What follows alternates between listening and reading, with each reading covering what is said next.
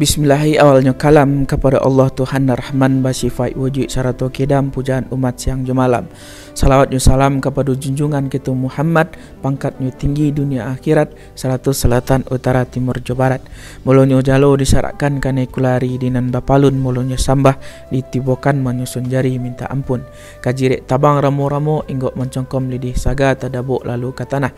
Kita indak bersobik namo kadang indak baimaukan gala sambak taserah ke tengah-tengah. Tantap butiang kahulu di bawah kiliran taji asa mulo kato dahulu tiga limbago nan tajali. Pertama sambah menyambah, kedua baso jo basi, ketiga siriah jo pinang.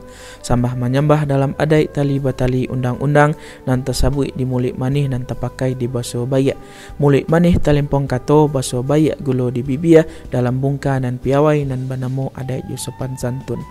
Nyato limbago nan tajali isinya adai jo pusako nan basamo kita memakaikan.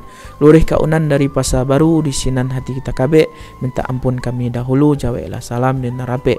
Assalamualaikum warahmatullahi wabarakatuh. Dunsana Sulah Bendang Project dimanapun berada, alhamdulillah pada kesempatan yang berbahagia kali ini kita kembali bisa menjumpai Dunsana semuanya, terkhusus pemuda dan pemudi Minangkabau. Mudah-mudahan Dunsana semuanya dalam keadaan sehat walafiat dalam cuaca yang tidak menentu saat ini, terkhusus di Sumatera Barat.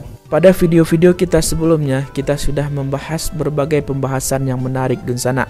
Dan bagi kawan-kawan pemuda dan pemudi Minangkabau yang belum sempat menonton, silahkan ditonton terlebih dahulu dari volume pertamanya. Karena sesungguhnya pembahasan kita kali ini sambung menyambung Dunsana. Pembahasan kita setiap kita upload video itu merupakan sambungan pembahasan dari video-video kita sebelumnya. Maka dari itu diperlukan waktu dari kawan-kawan semuanya, bisa dipakaikan untuk tidur ataupun di pagi hari sambil minum teh. Teman-teman bisa mendengarkan kisah ataupun cerita apa yang kita sampaikan di video kita di channel Sulah Bendang Project ini. Dunsana, kita awali terlebih dahulu bahwasanya orang Minangkabau itu adalah orang yang sangat tinggi akan falsafah alam Minangkabaunya. Dan orang Minangkabau tersebut mempelajari semuanya dari alam tak kambang jadi guru. Dan sudah banyak di video sebelumnya kita membahas, dan video sebelum ini kita sudah membahas pola awak samu awak. Yang mana di sana terlihat jelas bagaimana orang Minangkabau itu hidup dengan komunalistik, hidup dengan berkelompok, hidup dengan bermasyarakat. Dan ada satu lagi yang paling penting dari banyaknya hal-hal penting yang harus kita ketahui tentang orang Minangkabau, Dunsana, adalah yang akan kita bahas pada video kita kali ini, yakninya tentang raso jopareso, ataupun dalam bahasa Indonesianya rasa dan periksa.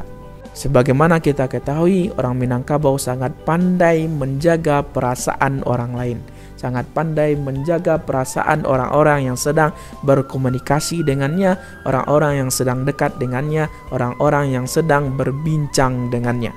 Dari itu, kepada kita pemuda dan pemudi Minangkabau, generasi pelurus dan penerus dari Minangkabau, harapannya menonton video ini sampai habis. Jangan kemana-mana, kita akan membahasnya langsung di Balai Nan Rendah.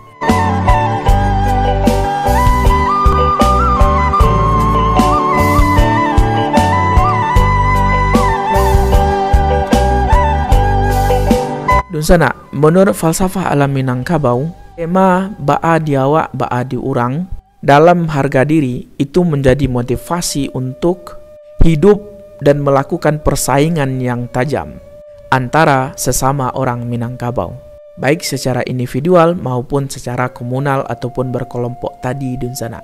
Persaingan tersebut bertujuan agar tercapainya suatu tingkat yang dapat mengangkat harga diri pribadi dan kaum kerabatnya sebagai yang dimaksudkan dengan melawan dunia orang lain, tetapi dengan tetap menjaga nilai keseimbangan yang terjaga bagi harmoni berkehidupan bermasyarakat Dunsana.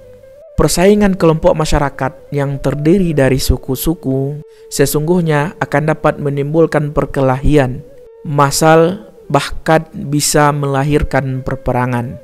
Namun, konflik-konflik fisik itu bisa dihindarkan dun sana.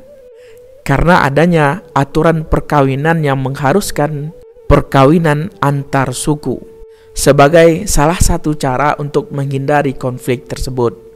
Jadi dun sana, orang Minangkabau itu terbiasa berkehidupan yang kompetitif. Karena kita ketahui orang Minangkabau itu sangat tajam dalam akal dan pikirannya, maka dibentuklah suatu sistem antar perkawinan yang berbeda suku. Ini agar menghindari orang Minangkabau tersebut dari yang namanya perpecahan. Karena dengan adanya perkawinan antar suku tersebut, maka suku-suku yang melakukan perkawinan tadi akan menjadi kerabat dekat. Di samping itu di sana ada sistem kerja yang kolektif yang dikembangkan dan tidak terbatas di antara mereka yang sukunya sama. Sistem kolektivitas tadi dikembangkan dalam kelompok permukiman, tidak dalam kelompok genetis di sana. Hal yang demikian juga merupakan suatu alat untuk menjaga harmoni kehidupan dalam masyarakat orang Minangkabau itu sendiri di sana. Ajaran orang Minangkabau dalam menjaga keseimbangan yang harmonis tadi itu memakai raso Jopareso. Artinya setiap segala sesuatu itu ditimbang terlebih dahulu dengan ukuran perasaan yang sama dan dengan pemeriksaan yang senilai di sana. Ukuran rasa atau perasaan ini ialah rasa sakit dan rasa senang di sana. Untuk rasa sakit sendiri itu memakai ungkapan hukum piciak jange, sakit di awak, sakit di urang. Artinya bahwa apabila kulit kita merasa sakit atau kulit kita merasa sakit ketika dicubit oleh orang lain pun akan merasakan sakit ketika kulitnya kena cubit. Oleh karena itu, janganlah menyakiti orang lain dengan cara dan bentuk apapun, baik jiwa maupun badannya. Selama kita juga akan merasakan sakit apabila mendapatkan perlakuan yang sama. Dalam hal rasa senang, ukuran yang dipakai adalah lama di awak, ketujuh di orang.